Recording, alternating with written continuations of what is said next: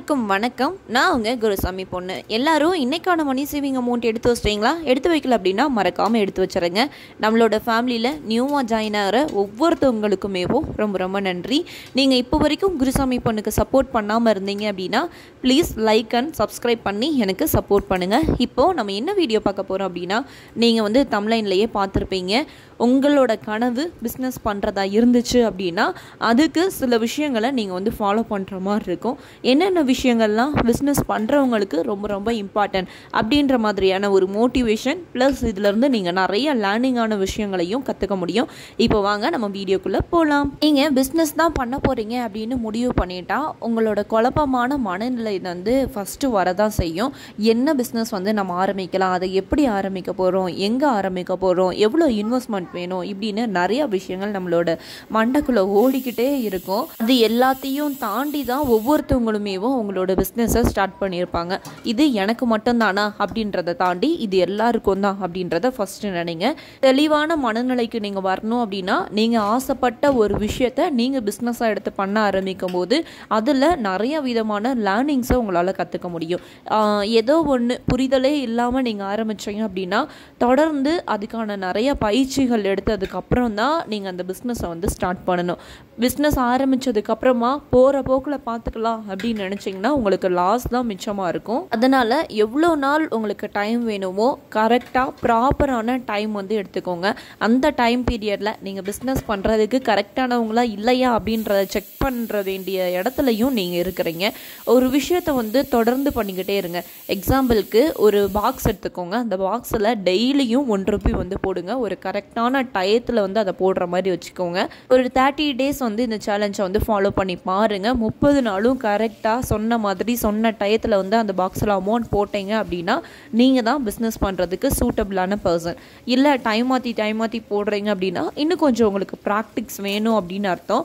இது எதுக்காக அப்படின்னா எந்த அளவுக்கு டெடிக்கேட்டடாக நம்மளோட பிஸ்னஸை நம்ம பண்ணுறோம் அப்படின்றதுக்கான எக்ஸாம்பிள். எந்த ஒரு காரணத்துக்காகவும் நம்மளோட பிஸ்னஸை நம்ம தள்ளி போடக்கூடாது. இப்போ ஒருத்தங்க ஆர்டர் கொடுக்காங்கன்னு வச்சுக்கோங்களேன், எனக்கு இது காரணம் அப்படின்னு சொல்லி பர்சனல் ரீசனை என்றைக்குமே சொல்லக்கூடாது. பிஸ்னஸை பொறுத்த வரைக்கும் அது நம்மளோட பிஸ்னஸ்க்கு ட்ராபேக்காக தான் அமையும். இவங்க கிட்ட நம்ம ஆர்டர் கொடுத்தோம் அப்படின்னா சொன்ன நேரத்துக்கு பண்ணுவாங்க அப்படின்ற நம்பிக்கையை நம்ம ஏற்படுத்தணும் எப்போவுமே. அந்த 30 டேஸ்க்குள்ளே நான் சொன்னேன் இல்லையா, ஒன்று கரெக்ட் டயத்துக்கு போடுறது, இல்லை எப்படியோ அன்னைக்கான அமௌண்ட்டை போடுறது. அப்படி இல்லாட்டி சில பேர் ஒரு நாள் விட்டு ஒரு நாள் அமௌண்ட் போட்டுக்கோ, இன்றைக்கான அமௌண்ட்டையும் நாளைக்கு சேர்த்து போட்டுக்குவோம் அப்படின்னு நினைப்பாங்க இல்லையா, அவங்களுக்கு ரொம்ப ரொம்ப ப்ராக்டிக்ஸ் தேவை அப்படின்னு அர்த்தம். இந்த 30 டேஸ் டைம் பீரியட் எடுத்துக்கிறீங்க இல்லையா, இதில் மார்க்கெட்டிங்கான நாலேஜை நீங்கள் கலெக்ட் பண்ணுறதுக்கு ஆரம்பிங்க. ரொம்ப இம்பார்ட்டண்டான ஒரு விஷயம் இது. நீங்கள் ஒரு பொருளை செஞ்சு விற்க போகிறீங்களா, இல்லை யார்கிட்ட இருந்தாவது வாங்கி விற்க போகிறீங்களா, இப்படின்னு 2 விஷயங்கள் இருக்கு இல்லையா. எதை நீங்கள் செலக்ட் பண்ண போகிறீங்க அப்படின்றத ஃபஸ்ட்டு நீங்கள் யோசித்து ப்ராப்பராக முடிவு பண்ணணும். அப்படி நீங்கள் எந்த பிஸ்னஸ், இப்போ ஒரு பொருளை நீங்கள் பண்ணி விற்க போகிறீங்க அப்படின்னா உங்களுக்கு என்ன தெரியுமோ அதை தான் நீங்கள் பண்ணுவீங்க. ஒரு பொருளை வாங்கி விற்கிறது அப்படின்னா நம்மளால் எல்லா விதமான பொருட்களையும் வாங்கி விற்க முடியும். நீங்கள் ஆன்லைனில் பண்ண போகிறீங்களா, ஆஃப்லைனில் பண்ண போகிறீங்களா, உங்களோட இடத்துல நீங்கள் பண்ண போகிறீங்க அப்படின்னா உங்களுக்கான நீடு அந்த இடத்துல எப்படி இருக்குது, நீங்கள் ஆன்லைனில் அந்த பிஸ்னஸை க்ரோத் ஆகி கொண்டு போகிற வரைக்குமேவோ ஆஃப்லைனில் எப்படி நம்ம அதை எடுத்துகிட்டு போக போகிறோம், இப்படின்ற விஷயங்களையும் நம்ம யோசிக்க ஆரம்பிக்கிறோம். ஏதோ ஒரு விதத்தில் அதுக்கான அந்த பொருள் சேல் ஆகிக்கிட்டே இருக்கும்போது மட்டும்தான் நம்மளுக்கு மனதளவுலையும் சந்தோஷம் இருக்கும். அது லாபமோ நஷ்டமோ அதெல்லாம் அடுத்த விஷயம். ஆனால் நம்மளோட பிஸ்னஸுக்கான அந்த மொமெண்ட் இருந்துக்கிட்டே இருக்கணும். கொஞ்சம் கொஞ்சமாகவும் அந்த க்ரோத் ஆரம்பிக்கும்னு சொல்லுவாங்க இல்லையா, அந்த க்ரோத் போய்கிட்டே இருக்கணும். ஒரு நாள் பிஸ்னஸ் இருக்கும், ஒரு நாள் பிஸ்னஸ் இல்லாமல் இருக்கும். எதை பற்றியும் கவலைப்படக்கூடாது. இன்னைக்கு இல்லாட்டியும் நாளைக்கு இருக்கும் அப்படின்ற மனநிலை கண்டிப்பாக இருக்கணும். இதனால தான் அந்த டெஸ்ட் நான் உங்களுக்கு பண்ணி பார்க்க சொன்னேன். நேர்மை, பொறுமை எல்லாமே பிஸ்னஸை பொறுத்த வரைக்கும் ரொம்ப ரொம்ப முக்கியமான ஒரு விஷயம். அதுக்கடுத்து ப்ராஃபிட்டுக்கு வரலாம். ப்ராஃபிட்டை பொறுத்த வரைக்குமே முதல்ல ஸ்டார்டிங்கில் ரொம்ப ரொம்ப லோ மார்ஜினில் தான் நம்ம வைக்கணும். அது ஒரு 10% இல்லை அதுக்கும் கீழே 5% அது வச்சா அதை கிடைச்சாலும் போதும் அப்படின்னு நினச்சதா நம்ம ஃபஸ்ட்டு ஸ்டார்ட் பண்ண ஆரம்பிக்கணும். அதிகபட்சம் 30%க்கு மேலே அந்த பொருளுக்கான ப்ராஃபிட்டை நீங்கள் வைக்கவே கூடாது. அதிகமாக போக உங்களோட ஆசைகளும் அதிகமாகிக்கிட்டே இருக்கும். நம்ம அந்த பொருளை இவ்வளோ விலை கொடுத்து வாங்குவோமா அப்படின்னு அந்த ஒரே ஒரு எண்ணத்தை மட்டும் உங்களோட மனசில் ஆழமாக வச்சுக்கிட்டு கஸ்டமருக்கு எந்த அளவு அவங்கள சாட்டிஸ்ஃபேக்ஷன் பண்ண முடியுமோ அந்த மாதிரி உங்களோட பிஸ்னஸை ஒவ்வொரு நாளும் தொடர்ந்து என்ன புதுசாக பண்ண முடியும் அப்படின்னு சொல்லி இன்னோவேட்டிவாக யோசிச்சுட்டே இருங்க. ஆட்டோமேட்டிக்காக உங்களோட ப்ராஃபிட் வந்து உங்களுக்கு வந்துக்கிட்டே இருக்கும். இப்போ ஒரு பொருள் விற்கிற இடத்துல 5 பொருள் விற்கும்போது உங்களோட ப்ராஃபிட் ஆட்டோமேட்டிக்காக வந்துடும். கொஞ்சம் மாற்றி யோசிச்சு பாருங்களேன்.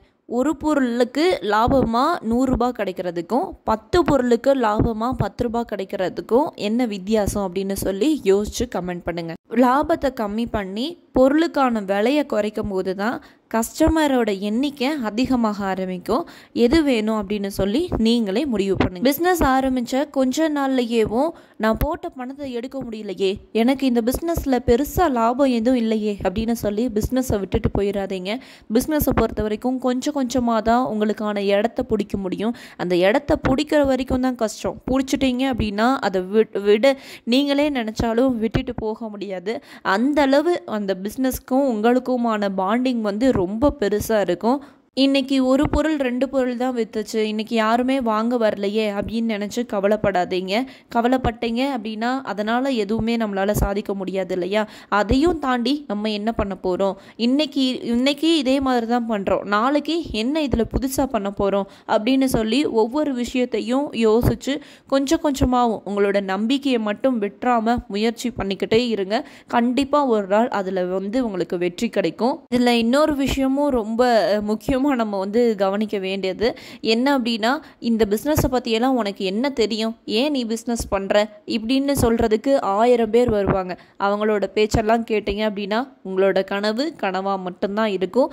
என்றைக்குமேவும் அது நிஜமாக மாறாது. தடைகளை தகர்த்தா மட்டும்தான் பிஸ்னஸ் பண்ண முடியும். இது பிஸ்னஸ்ன்றதை விட எந்த ஒரு செயலை நீங்கள் பண்ணணும்னு நினச்சாலும் 1000 தடைகள் வரதான் செய்யும். எல்லா தடைகளையும் தகர்த்துட்டு தான் போகணும். ஒவ்வொரு தடையுமேவும் உங்களுக்கு ஒரு எக்ஸ்பீரியன்ஸாக எடுத்துக்கிட்டு நீங்கள் முன்னேறி போய்கிட்டே இருங்க. என்னைக்காச்சும் ஒரு நாள் கண்டிப்பாக நீங்கள் ஆசைப்பட்ட அந்த தூரத்தை வந்து நீங்கள் அடைவீங்க. பிஸ்னஸ் பண்ணிக்கிட்டு இருக்கிற டைம் நம்மளுக்குன்னு ஒரு சேலரி ஒன்று ஃபிக்ஸ் பண்ணிவிட்டு ஒவ்வொரு மாதமே எடுக்கணும் அப்படின்னு சொல்லி எல்லாரோட ஆசையுமாகவே இருக்கும்.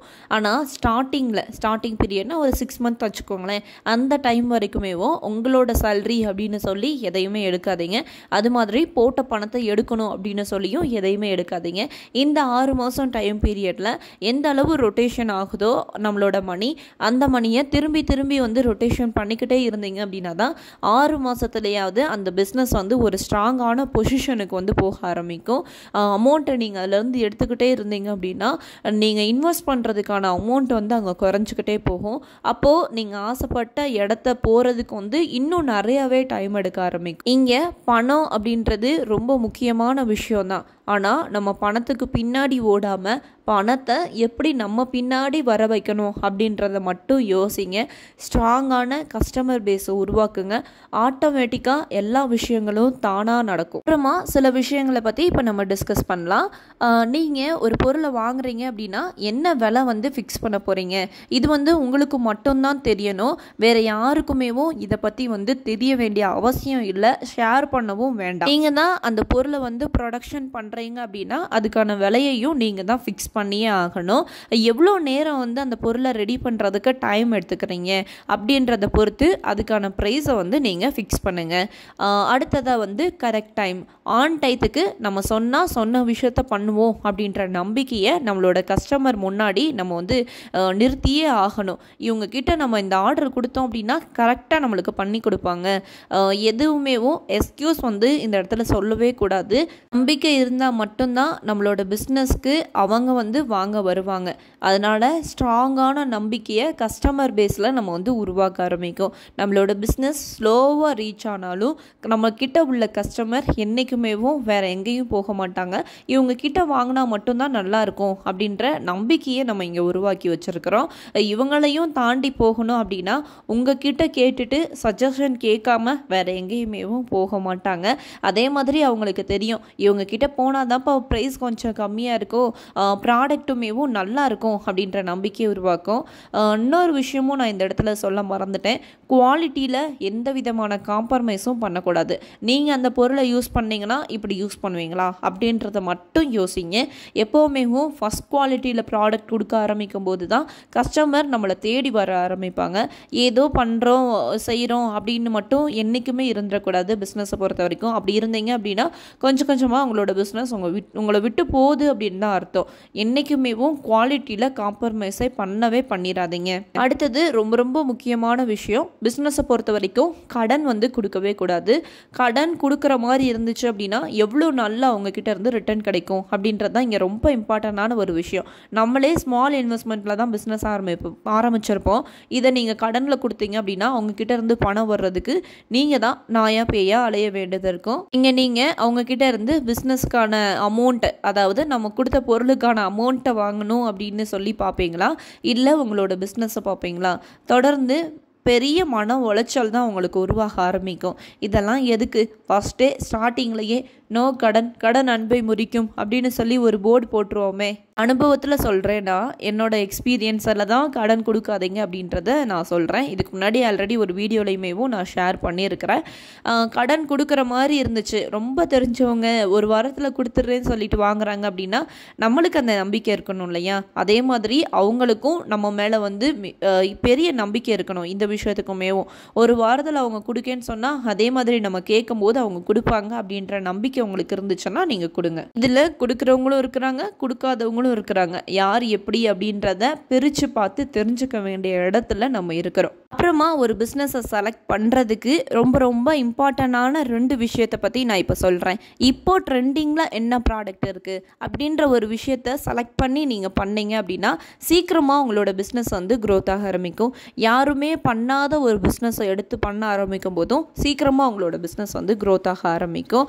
இன்னொரு விதமான மெத்தடையுமேவும் நம்ம ஃபாலோ பண்ணலாம். லைஃப் லாங் இந்த பொருள் இல்லாட்டி நம்மளால் இருக்க முடியாது. இப்போது உணவு தொழில் எடுத்துக்கோங்க. கண்டிப்பாக ஏதோ ஒரு ஃபுட் ப்ராடக்டை நீங்கள் செலக்ட் பண்ணீங்க அப்படின்னா அந்த உணவு எல்லாருக்குமேவும் ரொம்ப நீடடாக இருக்கும். சில பேருக்கு தேவைப்படும், சில பேருக்கு தேவைப்படாது. ஆனால் யாரோ ஒருத்தங்களுக்கு கண்டிப்பாக எப்போவுமே தேவைப்பட்டுகிட்டே இருக்கும். மாதம் வாங்குகிற சில பொருட்களுமே இருக்குது. இந்த மாதிரி நீங்கள் என்ன பண்ண போகிறீங்க, எப்படி உங்களோட ப்ராடக்டை ருட்டீனாக வச்சுக்க போகிறீங்க, உங்களுக்கு உங்களோட கஸ்டமர் ரெகுலராக வரணும் அப்படின்னா இந்த மாதிரியான பொருட்கள் எல்லாம் செலக்ட் பண்ணும்போது ரெகுலராக வந்துக்கிட்டே இருப்பாங்க. அப்புறமா இது ரொம்ப ரொம்ப இம்பார்ட்டன்ட் அப்படின்னு கூட வச்சுக்கோங்களேன். ஒரு பொருளை நீங்கள் வாங்கி விற்கிறதுக்கும் ஒரு விஷயத்தை கற்றுக்கிட்டு நீங்களே அதை ப்ரொடக்ஷன் பண்ணி விற்கிறதுக்கும் ரொம்ப ரொம்ப வித்தியாசம் இருக்குது. இங்கே நீங்களே ராஜா, நீங்களே மந்திரி, எது ஆக போகிறீங்க அப்படின்னு சொல்லி நீங்களே முடிவு பண்ணிக்கோங்க.